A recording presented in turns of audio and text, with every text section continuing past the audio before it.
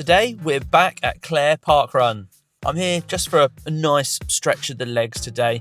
No real method or motivation to really be coming out other than, just had a difficult week and I fancy running around for a little bit.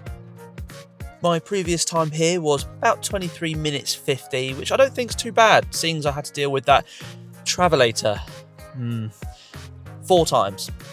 Was it 5? I've blacked it out from my memory, to be honest with you. We'll find out again in a bit. So my aim is to try and keep as close as I can to that time, really. But if I'm a little bit slower, I'm not going to be too upset because I have put a lot of kilometres in this week for my half marathon training. Because I had to skip a few kilometres last week due to some injuries. So yes, the weather's absolutely brilliant for it. It's probably the sunniest it's been for about 3 weeks in the UK. It's actually really nice, makes a change. I forgot what the sun looked like. Anyway, stop faffing about, Tom. Let's get out there and let's go! And they're off! Just stop. And from the muttering that you can hear, I've not had a great start. As I was walking up to the start line, I tried to set my pacer on the watch, but due to a recent update, the app itself was bugged, and as I was faffing around with it, I didn't realise that we'd started, so I just put it on some random setting just to get something to work, and cracked on. But because I started near the back, I ended up in this lovely little bottleneck. Yay! Joy of joys! And apparently I don't have a heart rate. Oh, technology and I have a love-hate relationship. More hate than love. Thank you. At the highest point of the course now, and in the prior 100 metres leading up to this, I managed to pull a short stint out of around 4 minute 30 per kilometre to manage to pull a long overtake and make up some ground. Now I get to enjoy this lovely downhill section, but I need to remember that the ground is uneven underfoot, so I need to be careful. Here comes an old friend, the travelator. This steep hill may not look like much, but doing this 4 times is a killer. Let's bring back the dramatic music.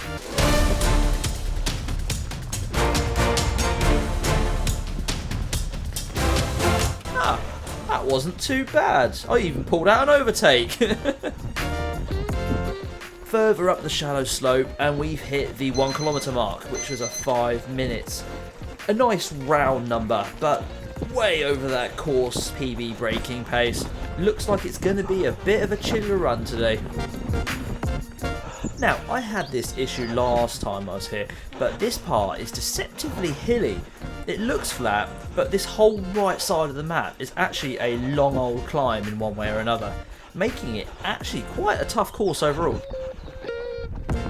Out by the cricket green now, which is probably the flattest part of the course, and my heart rate's kicked in. Yay! I'm alive, and it's looking quite relaxed for now. This is excellent, as there is a nice strong pace going along too. Right, travelator attempt 2. Cue the music. Not too shabby a pace up the hill, and we cross the 2 kilometre point with a 4 minute 44. A heck of improvement to the first kilometre, and a nice strong pace too. I think this must be a regular thing for Clair Parkrun, but someone calling out times at that point is very useful, but only something I've ever seen here. Does your parkrun have this? Please let me know in the comments below. Halfway and the majority of this hill has been completed this lap. I've also realised the map looks a bit like a Pokemon. Who's that Pokemon? God, I'm showing my age now. Comment down below if you think you know what I'm talking about.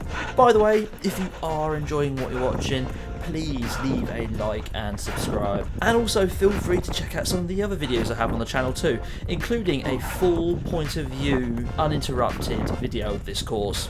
But check them out after finishing this video, yeah?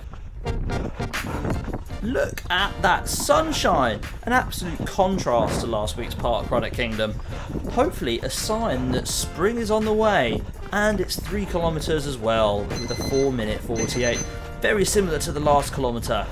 Just 1 more lap and a half to go. Cue the music!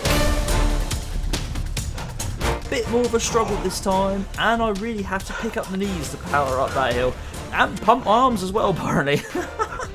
But we made it, even if I am a little bit out of breath. Oh!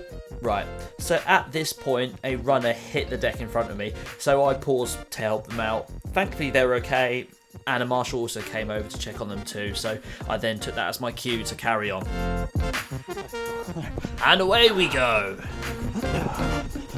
As we're on the last lap, we have more people now to work our way through, so a lot more creative weaving is needed. I'm not too bothered about the course PB now, I just want to see if I can make up for some time and just finish strong. Oh no! I was so close to being at the point where I was safe from being overlapped. I think that was first place that went rocketing past. Damn it! 4 down, 1 to go, and that was a 4-minute 56. Not too bad, seeing as I stopped for a while. Can we survive one more climb and descent to the finish though?